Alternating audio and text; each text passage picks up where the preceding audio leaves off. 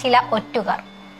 ഭാരത ചരിത്രത്തിൽ അധിനിവേശകർക്ക് എതിരെ പടവാളേന്തിയ നിരവധി ചുണക്കുട്ടികളുടെ ഉജ്ജ്വല ജീവിതങ്ങൾ നാം വായിച്ചറിഞ്ഞിട്ടുണ്ട്. എന്നാൽ അവർക്കിടയിൽ ജന്മനാടിനെ ശത്രുവിന് ഒറ്റുകൊടുക്കുന്നവരുമുണ്ട്. സ്വന്തം മാതാവിനെ വ്യഭിചരിക്കുന്നതിന് തുല്യമാണത് സ്വന്തം രാജ്യത്തെ ഒറ്റുകൊടുക്കുന്നത്. അത്രയും നീചമായ പ്രവൃത്തിയും രാജ്യദ്രോഹവുമാണത്. ചില കുപ്രസിദ്ധരായ ഒറ്റുകാരുണ്ടായിരുന്നു നമ്മുടെ നാട്ടിൽ. ആ പട്ടികയിൽ രാജാക്കന്മാർ തൊട്ട് സാധാരണ പ്രജ വരെ പങ്കുകൊണ്ടിട്ടുണ്ട്. ജന്മനാടിനെ ആക്രമിച്ച് കീഴ്പ്പെടുത്താൻ വന്ന ബ്രിട്ടീഷുകാർക്ക് വേണ്ടി ചാരപ്പണി നടത്തിയവർ. ചരിത്രത്തിന് മറക്കാൻ കഴിയാത്ത കൊടും വഞ്ചകരിൽ ചിലരെ പരിചയപ്പെടാം. കോയപ്പക്കി കോഴിക്കോട്ടെ വ്യാപാര പ്രമുഖരിൽ ഒരാളായിരുന്നു ഗ്വാജ പക്കി എന്ന കോയപ്പക്കി. പറങ്കികൾ വന്നപ്പോൾ അവരോട് കൂട്ടുകൂടുകയും അവർക്ക് ആരും ചരക്കുകൾ നൽകാൻ തയ്യാറാവാതിരുന്ന ഘട്ടത്തിൽ തന്നെ കൊണ്ട് ആവും വിധം ചരക്കുകൾ സംഘടിപ്പിച്ച് നൽകുകയും ചെയ്തിരുന്നു. കോഴിക്കോടൻ സൈന്യത്തിന്റെ പ്രത്യാക്രമണത്തിൽ പറങ്കികൾക്ക് വൻ നാശം ഏറ്റുവാങ്ങേണ്ടി വന്നപ്പോൾ അവരുടെ സ്ത്രീകളുടെയും കുട്ടികളുടെയും രക്ഷയ്ക്കായി കോയപ്പക്കി എത്തി. തന്റെ വീട്ടിൽ അവരെ രഹസ്യമായി പാർപ്പിച്ച് പിന്നീട് അവരെ താനൂർ രാജാവിന്റെ അടുക്കലെത്തിച്ച് കൊച്ചിയിലേക്ക് രക്ഷപ്പെടാൻ സഹായിച്ചത് കോയപ്പക്കിയായിരുന്നു. പറങ്കികൾക്കെതിരായ കോഴിക്കോടിന്റെ നീക്കങ്ങൾ രഹസ്യമായി കൊച്ചിക്കും താനൂർ രാജയ്ക്കും അറിയിച്ചു കൊടുത്തതും ഇയാൾ തന്നെയായിരുന്നു. പൂർണ്ണയ്യ ടിപ്പു സുൽത്താൻ അതിനുശേഷം അധികാരത്തിൽ വന്ന ഇമ്മാടി കൃഷ്ണരാജ വോഡയാർ രാജാവിന്റെ ദിവാൻ സ്ഥാനം വഹിച്ചിരുന്ന രാഷ്ട്രീയത്തിലും സാമ്പത്തിക ശാസ്ത്രത്തിലും നിരവധി ഭാഷകളിലും അഗ്രഗണ്യനായിരുന്ന വ്യക്തിയായിരുന്നു കൃഷ്ണാചാര്യ പൂർണ്ണയ്യ. മൈസൂരിൽ ടിപ്പു സുൽത്താന്റെ പ്രധാനമന്ത്രിയായിരുന്നു പൂർണ്ണയ്യ എന്ന ബ്രാഹ്മണൻ. നിരവധി സ്ഥാനമാനങ്ങളും മറ്റും അദ്ദേഹത്തിന് ടിപ്പു സുൽത്താൻ നൽകിയിരുന്നു. 1782 ഹൈദർ അലി രോഗബാധിതനായി മരിച്ചപ്പോൾ മരണവാർത്ത രഹസ്യമായി മലബാറിൽ പിടിച്ചെടുക്കൽ നടത്തിയിരുന്ന ടിപ്പുവിനെ എത്തിക്കുകയും ടിപ്പു മൈസൂരിൽ തിരിച്ചെത്തുന്നതുവരെ ഹൈദറിന്റെ മൃതദേഹം എംപാം ചെയ്തു സൂക്ഷിച്ച് അധികാരം ടിപ്പു സുൽത്താൻ കയ്യിൽ ആകുന്നതുവരെ അട്ടിമറി ഒഴിവാക്കിയത് പൂർണ്ണയ്യ ആയിരുന്നു. അവസാന യുദ്ധത്തിൽ മീർ സാദിഖിനൊപ്പം ബ്രിട്ടീഷുകാർക്ക് സുൽത്താനെ ഒറ്റുകടത്തതിലും പൂർണ്ണയ്യ ഉണ്ടായിരുന്നു. അതിനയാൾക്ക് പ്രതിഫലമായി ബ്രിട്ടീഷുകാർ വോഡയാർ രാജാക്കന്മാരുടെ കീഴിൽ പ്രധാനമന്ത്രി സ്ഥാനവും മറ്റു സമ്മാനങ്ങളും നൽകുകയുണ്ടായി.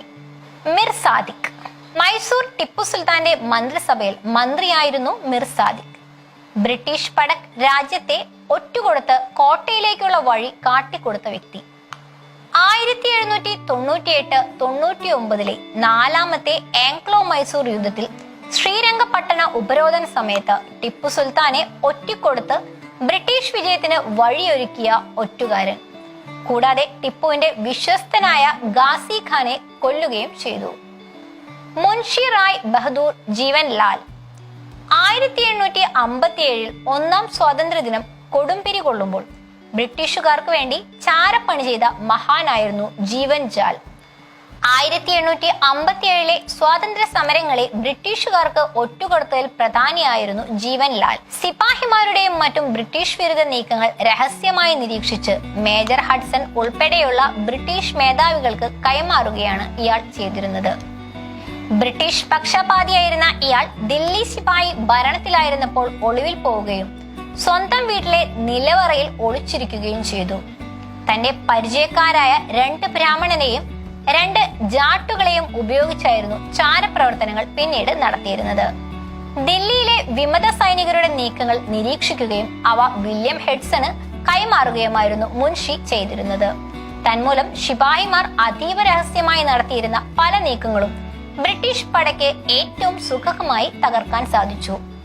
മിർസ ഇലാഹി ബക്ഷ് അവസാന മുഗൾ ചക്രവർത്തിയായിരുന്ന ബഹദൂർ ഷാ സഫറിന്റെ പുത്രൻ മിർസ ഫക്രുവിന്റെ ഭാര്യ പിതാവായിരുന്നു മിർസ ഇലാഹി ബക്ഷ്. കൊട്ടാരത്തിൽ രാജകുടുംബങ്ങൾക്കിടയിൽ താമസിക്കുമ്പോൾ തന്നെ അവർക്കിടയിലെ ഭൂരിപക്ഷം വരുന്ന ബ്രിട്ടീഷ് വിരുദ്ധരായ രാജകുടുംബങ്ങളുടെ നീക്കങ്ങൾ രഹസ്യമായി നിരീക്ഷിച്ച് അവ വില്യം ഹോഡ്സന് കൈമാറുകയായിരുന്നു ഇലാഹി ബക്ഷിന്റെ പ്രധാന തൊഴിൽ. അവസാനം ഡൽഹി ബ്രിട്ടീഷ് പടയ്ക്ക് മുന്നിൽ കീഴടങ്ങിയപ്പോൾ സ്വന്തം പേര് മകനടക്കമുള്ള മുഗൾ രാജകുടുംബാംഗങ്ങളെ ബ്രിട്ടീഷ് പടയ്ക്ക് ചൂണ്ടിക്കാണിച്ചു കൊടുത്ത എന്ന് മാത്രമല്ല അവർക്ക് വധശിക്ഷ ലഭിക്കുന്നതിന് സാക്ഷിയായി നിൽക്കുകയും ചെയ്ത ക്രൂരനാണ് അയാൾ.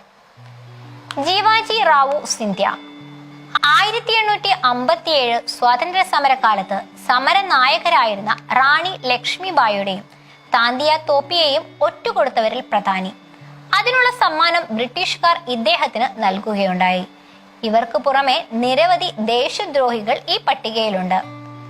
ഭഗത് സിംഗിനെതിരെ കോടതിയിൽ കള്ളസാക്ഷി പറഞ്ഞ ഹനീന്ദ്രനാഥ് ഘോഷ്. ബംഗാളിലെ മറ്റൊരു ഒറ്റുകാരനായിരുന്നു മിർസ കാസിം. ഒരു ഘട്ടത്തിൽ പറങ്കികൾക്ക് സാമൂതിരിയെ ഒറ്റുകൊടുത്ത ചാലിയത്തെ നാടുവാഴി. റാണി അബ്ബക്കാദേവിയെ പറങ്കികൾക്ക് ഒറ്റുകൊടുത്ത അവരുടെ മുൻ ഭർത്താവ്. പഴശ്ശിരാജയെ ഒറ്റുകൊടുത്ത പഴം വീട്ടിൽ ചന്തു. കിത്തൂരിലെ റാണി ചെന്നമ്മയെയും അവധിലെ ബീഗം ഹസ്രത് മഹലിനെയും ശത്രുക്കൾക്ക് ഒറ്റുകൊടുത്തവർ ചില ഉദാഹരണങ്ങളാണ്.